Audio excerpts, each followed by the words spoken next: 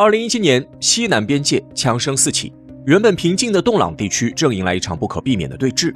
印度边防人员跨越边境向中国挑衅，引起众怒。霎时间，横亘在中印两国之间的藏南问题再度成为世界的焦点。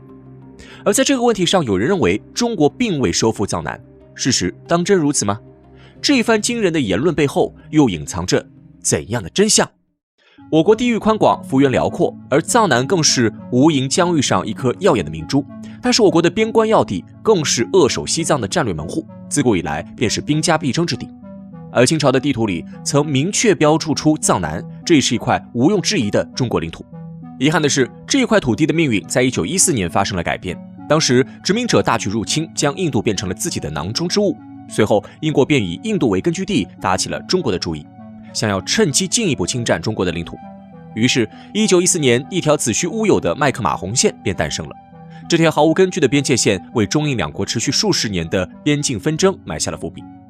二战后，殖民主义被滚滚前进的历史车轮碾碎，印度摆脱了被殖民的宿命，迎来新生。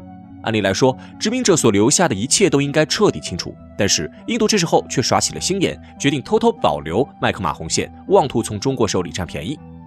从1948年开始，印度便蠢蠢欲动，开始了见不得光的图谋。一开始，印度派遣军队进驻门隅地区，随后印度变本加厉，趁着中国政府不备，竟然直接在该地区建立了所谓的东北边境特区，甚至还大张旗鼓地修改官方地图。当时中国百废待兴，国内正忙于建设，腾不出手收拾印度，印度便趁此机会不断染指中国领土。然而，印度的嚣张没持续多久，便迎来了中国的制裁。1962年，一场震惊世界的边界冲突爆发。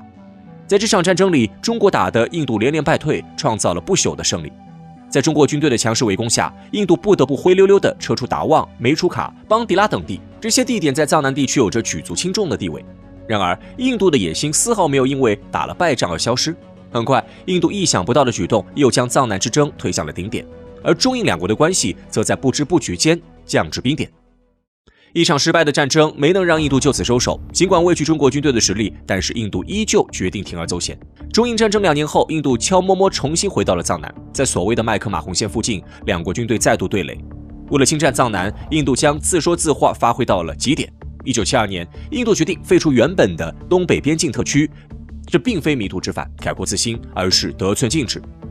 印度干脆将藏南地区改为阿鲁纳切尔中央直辖区，到了1987年，甚至宣布成立阿鲁纳切尔邦。面对印度的无耻行为，中国政府强烈抗议，从未承认过这个非法的行政区域。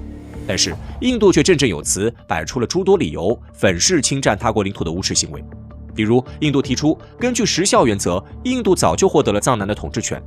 所谓时效原则，实际上来源于罗马法，顾名思义，即所获得的时效。换言之，印度准备在藏南耗时间，印度认为只要耗的时间越久，便越占理。不仅如此，印度还趁机耍赖，认为谁能有效控制藏南，谁就有权成为主人，只要抢先一步占领藏南，并且利用军队力量无限强化这一点，就能获得国际法的认可。而印度的一系列作妖行为，引发了各界强烈谴责的同时，也形成了一股针对中国的舆论风暴。不少人提出，印度之所以敢如此嚣张，归根结底还是因为中印战争是无效的，中国压根儿没有收复藏南。有人还拿2017年爆发于洞朗的边界冲突说事，认为明明是印度非法越境在先，影响了中国边防人员的正常活动，并与中国进行了长达2个月的对峙。但最后，中国依旧放了印度一马，印度无条件撤离，中国也不再追究。而中国一再容忍的背后，其实是底气不足，无法在藏南挺直腰杆，将印度彻底驱逐。那么，事实当真如此吗？毫无疑问，中国并没有将藏南地区拱手让人，更不惧怕印度。之所以这么说，主要有2点原因。第一，从法理上，中国始终在坚持舆论斗争，推翻印度的错误观点。面对印度染指藏南的歪理邪说，中国姿态淡定，一一反驳。想要完完整整的明确主权，不仅需要依靠军事力量，更不能忘记在法理辩驳上获取优势。从表面上，这不过是纸上官司，似乎可有可无，但实际上，这也是解决问题的重要方面。在中国的外交方略里，动用武力始终是下下之策，不战而屈人之兵才是最优解。最重要的是，武力只能带来一时的和平，唯有受到公理认可的条文，才能从根本上解决领土争端。因此，中国政府一而再、再而三地重申，麦克马洪线是非法的，与印度争夺解释藏南归属的话语权。目前已经取得了成效，从未让印度占据上风。第二，中国的军事实力远强于印度，几次战争将印度军事的短板暴露无遗，哪怕是近几年来发生的边界冲突，也都以印度败退而告终。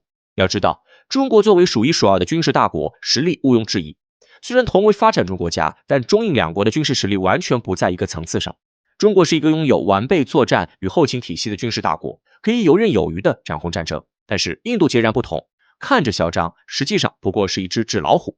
印度之所以敢几次三番挑衅中国，完全是仗着有美国撑腰。印度摇摆在中美两个大国之间，一涉及到领土争端，印度就抱紧美国大腿与中国作对。可是印度自身并不具备与中国抗衡的能量，过去无数次的失败已经证明了这一点。因此，无论从哪个层面来看，中国都不曾失去藏南，何来节节败退、拱手让人一说？而中国容忍印度，暂时并未动用全部军事力量，其背后是我们的深谋远虑、明智抉择。一方面，若非必要，中国不愿意伤筋动骨，挑起大型战争。正是因为拥有强大的军事力量，中国看待藏南的战略眼光也比印度长远许多。或许印度仅仅认为这是中印两国的小规模冲突，仅仅是一个简单的争地盘问题。但是中国却已经敏锐地预料到了将来。由于藏南特殊的地理位置，一旦开战，势必牵涉甚广，最终将发展成一场引人瞩目的大战。另一方面，在涉及领土的敏感问题上，中国在有意避免西方势力对亚洲事务的干涉。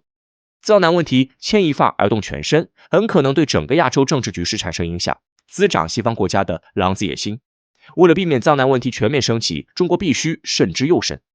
因此，中国的退让并非是无力掌控藏南地区，而是高瞻远瞩的战略部署。面对野心勃勃的印度，中国从不曾退却，未来也不会忍让分毫。